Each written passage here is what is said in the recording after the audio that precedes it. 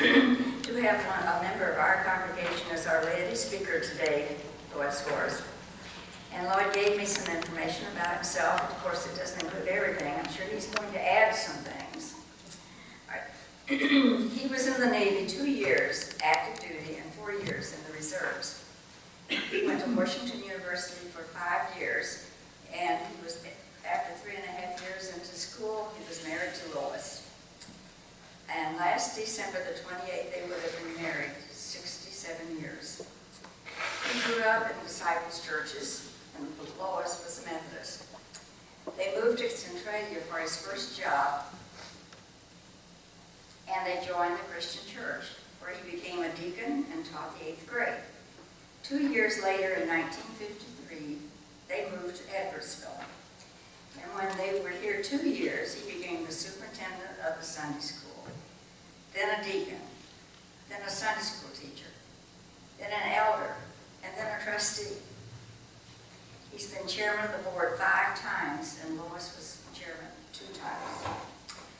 He managed the Edwardsville-Glen Chamber of Commerce the last 17 years that he worked. He's been the secretary-treasurer of the cemetery where his family is buried, and he's the chaplain of the SAR chapter, the Sons of the American Revolution, which he helped start. He's belonged to many other organizations and president of some of those. Last October, he, accompanied by Carla, his daughter, went on the last honor flight out of St. Louis to Washington, D.C. And he's made presentations to our youth group, Carla's school, and 2 most recently at Eden, where he now lives. He's been a demand, and such a demand that he had to change his phone number. I looked at the directory here when I tried to call him, and it was wrong. And when you move in someplace like Eden, they give you a phone number. So now we're caught up. And Lloyd would not take an honorarium, and so we are making a donation to the honor flight in his honor. Your honor.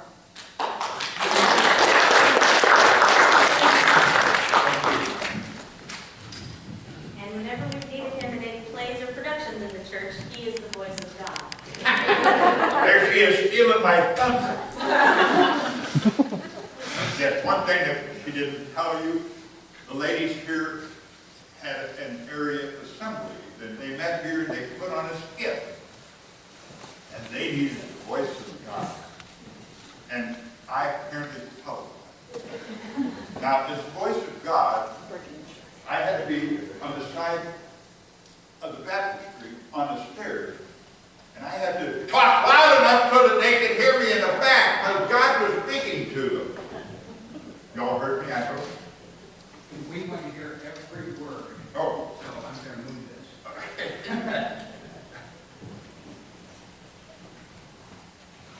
The honor flight was one of the nicest things that I ever was involved with.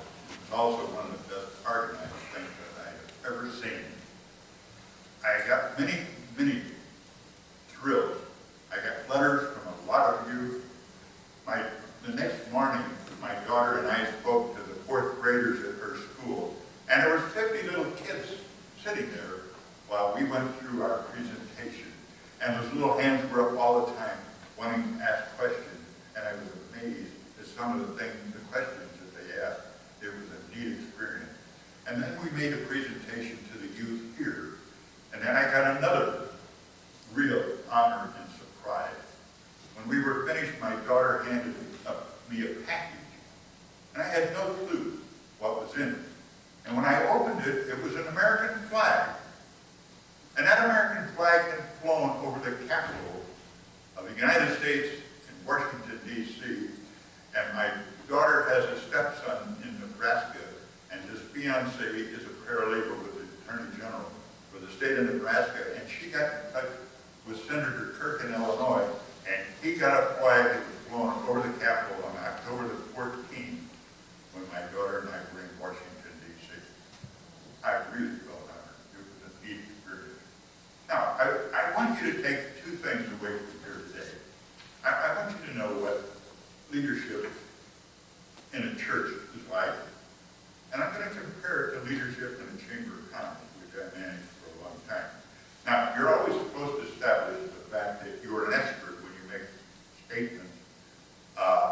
I'm not sure how great of an expert I am, but I was privileged to go through, the U.S. Chamber has an Institute of Association Management, and it's 6 years. And I went the first 2 years at Michigan State and then to Notre Dame. It was a very intense thing. We got all of these books and stuff that you have to read and fill out stuff and send it in. And if you don't have it in, don't bother the company because you're not going to get credit for it. So I learned a good deal about association management. And then they have an Academy of Association Management, which is only at Notre Dame, and it was limited to 30 people. There were 3 of us from Illinois who started the Institute, and there were 60 where we started, and at the end there was only 22 of us. But it was also offered at 5 other universities around the country. But they would only take 30 at the Institute. And one of the things that a philosophy professor made us read was Joan of Arc. And you all know her story. She led the French armies to victory when the generals couldn't. Now, can't you see World War II, Franklin Delano Roosevelt putting an 18-year-old in charge of the army? They were laughing out of the White House. But she gave them victories. She gave them victories. Now, why do you think she was burned at the stake? Well, the fact remains. She convinced, first of all, the parish priest that she could lead the armies to victory, and ultimately she convinced the Dauphin that she could lead it to victory, and she later got him crowned king. But the fact remained that the king finally got to the point he was listening only to Joan of Arc. And she was literate. She couldn't read or write, but she was hearing messages from the Virgin Mary, and everything was proving to be right. But the king quit listening to any of his advisors, only this lady. And the fact remained, the good old boys lost their power, and they wanted it back. They got the church to excommunicate her, and they happily turned her over to the British, who burned her at the stake. And the good old boys got their power back. Now, if that happens to you, or to me, or to James, you get too much power in your community, in your organization, the people you take it away from may decide they want it back. And they took their power back. 30 years later, the church removed the excommunication, and 300 years later, they declared her a saint. But the good old boys had the power. Now, I'm trying to establish that I know a little bit about leadership. This was what that was all about. Now, our job, James's job and mine, were a great deal similar. We worked with volunteers, and we had volunteer people on the board. James did it at the church, and I did it at chamber, and you had volunteers who were your officers. And so our job was to see, my job was to see that the right people got on my board. Because if there was somebody who didn't like me or didn't like what the chamber was doing, they could be a real thorn in your side. There was a story about one chamber manager. The guy came on his board, and at the first board meeting, he made a motion that we fire the manager. Wow! That manager went to sleep. Let that guy get on the board. That should never happen. But anyway, the jobs are pretty much simple. You work with volunteers. You have to walk them through the process of putting the right people on your board. You got the right people. You got to get in the leadership position. And then, when you got them there, you got to motivate. And there's got to be a plan that they can follow. Now, I told this story earlier this morning. After we built the first unit, and we spent $100,000 building that unit, there was a couple of attempts made to build this sanctuary. And it was going nowhere. Half of us, including my wife and I, we weren't in favor of building a sanctuary. We wanted to see the money spent for youth activities and programs. And the other half wanted the sanctuary. And we were at a standstill. We weren't going anywhere, nothing was happening at all. And I became the chairman of the board, and Ron Everhart, who you may or may not know, was the vice chairman. And the two of us and the minister, who was Roger Zollers, we went to lunch to sit down and talk about what we would like to see accomplished during the year. And then we were going to have a planning session with everybody where they had input to the plan. If they write the plan, they'll underwrite it as part of the philosophy. So we wanted them to have input. But Ron Everhart said, I'd like to see one more attempt to build a sanctuary. And as I said, my wife and I were not in favor of building a sanctuary. So I went home and I thought about it. And I thought about it, and I prayed about it, and I thought about it some more. I discussed it with my wife and some other people. And I decided that we would see what could happen. So at the first board meeting, when basically the program was done, I said, okay, now we're going to bring something else up, and we're going to talk about it, and we're going to go around the room. And I want every one of you to talk. Do you want a new sanctuary? You lost the tip. Do you want a new sanctuary? Do you want a new sanctuary? And I want you to say why. And much to my amazement, we went around that room and the first one said, yeah, we want a new sanctuary. Because people come here and they see us sitting on these hard chairs over there, and that just doesn't remind them of a church. So they don't come back. So if we're going to grow, and if we're going to keep this church vital, we have to have sanctuary. And everyone around that room said the same thing. And here we've been arguing and debating, and nothing was happening. But all of a sudden, it happened. So we asked people to get together and talk. We want an input from everybody. What do you want in the sanctuary? What would you like to see? Anything special? And then we brought someone in from Indianapolis for a national headquarters, and they went over our finances, and they surprised us. They said, you know, you ought to be able to handle that $500,000. And we looked at one another, $500,000, 500,000, and we did. We had to start. We raised like 200,000. I may have that figure a little off, but that's a starting point. And we were going to raise that in 3 years, and then we were going to get the construction started. Well, we raised it in 2 years, and the people were right there willing. And the money came. And then the construction started, and we had this church. Now, then we had an additional problem. Reverend Zollers had been here for some while. He was here over 20 years. His health was failing, but he had a hearing problem. And he would go sometimes for 2 or 3 days, and he couldn't hear anything. Now, this really affected his leadership style and what was happening here in the church. Now, he had done such a wonderful job for us. Nobody wanted to say, hey, Roger, it was nice knowing you. We wanted to work with him and do what we could. And finally, he and his wife decided that they had enough assets that he could retire. So he did. So then we started the process of finding a permanent minister. And we had several interim ministers that were here. And my wife became the chairman of the board. And she had it for 2 years. And she put together a search committee. And I was on that search committee. And we as a group decided what we would like to see happen here. And the thing we knew that we had to have happen here was a contemporary service. Because we had almost no children or no young people in our sanctuary on Sunday morning. So it was vital. We felt that we had to have this type of service.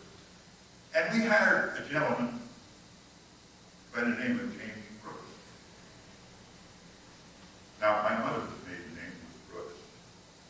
My wife's maiden name was Brooks. She was German, spelled B-R-U-C-H. My mother, B-R-O-K-I.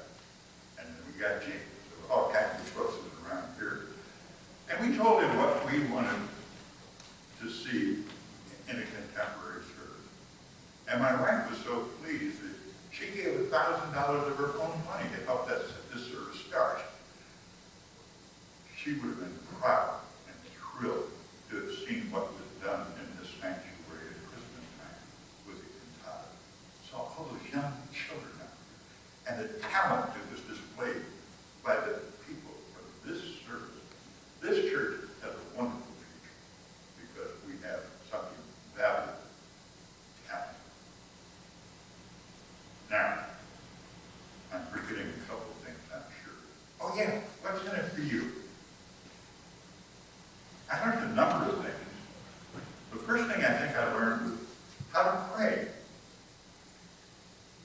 Would you believe at that time we actually had 12 Sunday school classes? But we had an opening exercise. And the superintendent of the Sunday school said, one Sunday, said, Lloyd, next Sunday, could I call on you to give a prayer? And I said, sure. I don't know why not. Sure, I can do that. So I spent the whole week working on this prayer. And I was able to stand up because our Sunday school class met up in the balcony of the old sanctuary on North Kansas. And I was up there and I prayed from there without any notes. I really amazed myself. And it went well. And I was pleased. The following Sunday, the superintendent of the Sunday school said, and now we will have a prayer by Lloyd Schwarz. I had no clue. I didn't panic. That was amazing that I did it. And I quickly thought, how had I organized that prayer? And I started praying. And unbelievable, I got a prayer out. So I learned how to pray. I also learned if I was going to do my own work and be involved with leadership in the church, you better learn how to organize. That helped me immensely in my own employment and here. Now, I was not nearly as well organized as my wife was when she was the chairman of the board. She was extremely well organized. But I also learned how to motivate. And if you can't motivate people, you're not going to get much done. But you got to have a plan first. And once you have a plan, and I used to take my board. We would go to St. Louis, and my wife and I would get a suite, and the hotel would let us use their boardroom. And we start at 9 o'clock in the morning with coffee and rolls, of course, and we'd start planning, and we would plan till noon. Then we would go have lunch, and we'd come back and we would plan some more. And then the suite that we had, we would have a little hospitality there later in the evening, and then go somewhere else for a nice dinner. And then most of us would stay there and have breakfast the next morning and go on our way. So I learned how to do planning too. And planning is essential to the chamber or the church. And if the church doesn't know where they're going, then they have no roadmap on how to get to where they need to go. So there's lots of benefits for you if you volunteer and if you get involved. You'll learn a lot of things that will be beneficial not only to you, but to the church. And the leadership of the church is a great deal similar to the leadership in basically any non-profit organization where there's a paid official and the rest are all volunteers. You've been a nice audience. One other little story that I told this morning. A friend of mine was a teacher at the high school. And the kids that he had in most of his classes worked a half a day and went to school that day. And I was to talk to them about the Chamber of Commerce at 8 o'clock in the morning.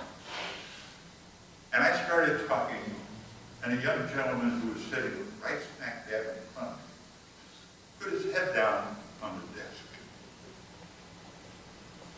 and went to sleep.